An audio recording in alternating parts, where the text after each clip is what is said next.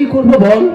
আমার আমার তো কোনো সন্তান সন্ততি নেই, তাই তোদের জীবনের হাসি আনন্দ গুলোকে একটু আমার শুকনো মনটাকে একটু সজীব করে রাখতে চাই রে, একটু সজীব করে রাখতে চাই। চিন্তা কিসের উকিল বাবু?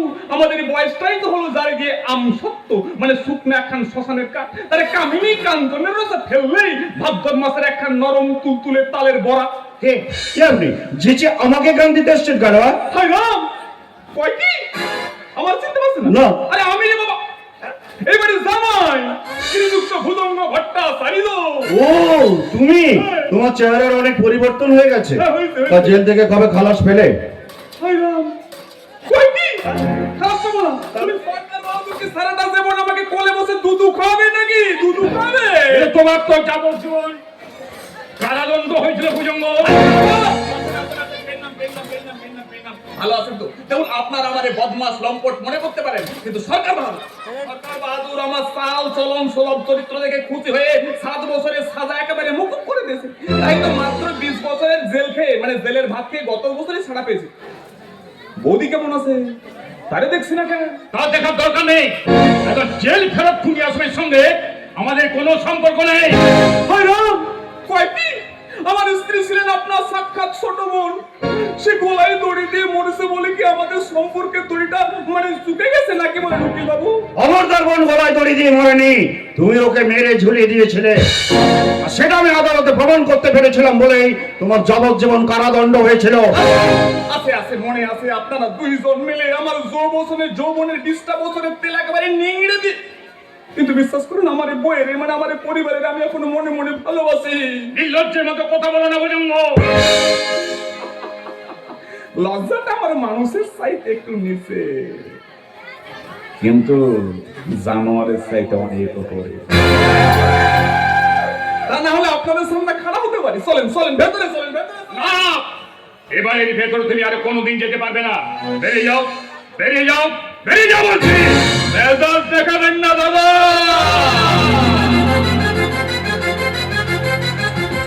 জানেন তো আমার মেজাজটা সিংহের চাইতে একটু নিচে, কিন্তু শুকরের চাইতে অনেক উপরে। ন্যায্য পাওনা না নিয়ে আমি এখান থেকে দেহত্যাগ করুম না। আচ্ছা ছাড়ুন ওসব কথা, নেন ঠান্ডা মাথায় এখন বিড়ি খান। Shut up! আমাদের কাছে তোমার কোনো পাওনা নেই। শ্বশুর বাড়ির সম্পত্তি, টাকা পয়সা, জমি জায়গা তো কিছুই দেবেন না, কমপক্ষে আপনাদের এই অষ্টধাতু চণ্ডী মূর্তিটা দেবেন। এই বয়সে একটু ভজন সাধন করুন। ভজ গৌরাঙ্গ কহ গৌরাঙ্গ কহ গৌরাঙ্গের নাম রে। ভজন সাধন করবে না মূর্তিটা বিদেশের বাজারে বিক্রি করবে?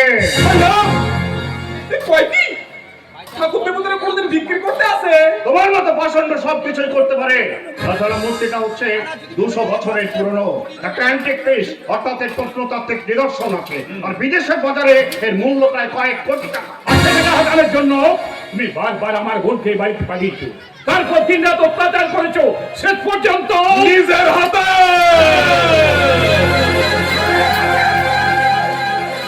নিজের হাতে তরুণী পৌনটিকে খতম করেছে।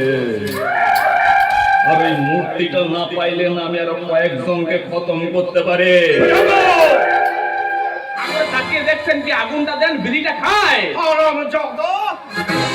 খুনের হুমকি দেওয়ার জন্য আমি তোমাকে আবার জেলের খানি টানাতে পারি, তা জানো?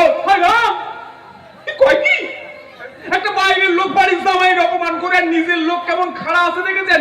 সারা ধপের চক্ক থাকা সামনে কথা বলে বোঝাবো। তোমার গালে একটা মানে সুমু খাবো নাকি? অবশ্য আপনি যদি আমার বইয়ের ভাই না মানে দাদা না হয়ে ভাই হতেন তাহলে তাই হতেন শালা। নাকি বলেন খিটকেল বাবু? এই না, উকিল বাবু। চলো, খবরটা কিছু না বললো আমি তোমাকে ঘর ধাক্কা দিয়ে বাড়ি থেকে বের করে দেবো। কুকুর যখন ডাকে সে কুকুর কামড়ায় না। আচ্ছা নেন নেন দেখি, আপনি ঠান্ডা মাথায় একখান বিড়ি খান, চিন্তা নেই, আগুনটা আমার কাছে আছে। ও খাবেন না? তাহলে আমি খাই।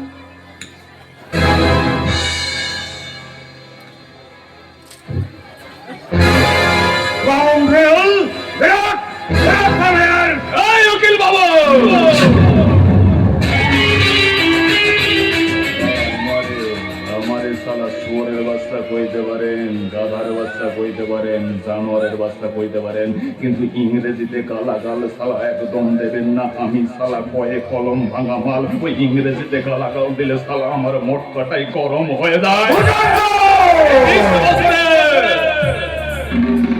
20 বছরের জেলখানায় আমার দাঁতে অনেক ধার এসেছে উকিল বাবু, যদিও সেটা হাঙ্গরের চাইতে কম, কিন্তু কুমিরের চাইতে অনেক বেশি কথাটা মনে থাকে। জানো,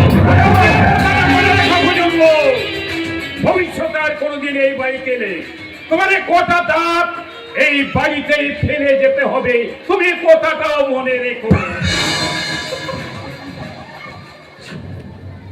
আমি যেদিন আবার এই বাড়িতে আসুন না, সেদিন খাটিয়া হাটিয়া চড়ে আপনার গঙ্গা যাত্রা শুরু হবে। আরে সেদিন ওই অষ্টধাতু চন্ডী মূর্তিটা আমি মাথায় করে নিয়ে যাব, পৃথিবীর কোন শক্তি আমাকে ঠেকাতে পারবে না। ভুজঙ্গ ভট্টাচার্যের বুদ্ধিটা জজ সাহেবের চাইতে কম, কিন্তু উকিল সাহেবের চাইতে অনেক বেশি। ব্রিটেন হয়ে গেছে। সর্বনাশ করেছে সোদা সিং, সর্বনাশ করেছে। ওই ভুজঙ্গটার শব্দ কিছু নেই। আচ্ছা আচ্ছা, তুমি বলতে পারো এই শুভ দিনে চৌধুরী বাড়ির আকাশে কোন অমঙ্গলের মেয়ে উড়ে এলো? তুমি বলতে পারো সোদা সিং, তুমি বলতে পারো? না না অমরদা না।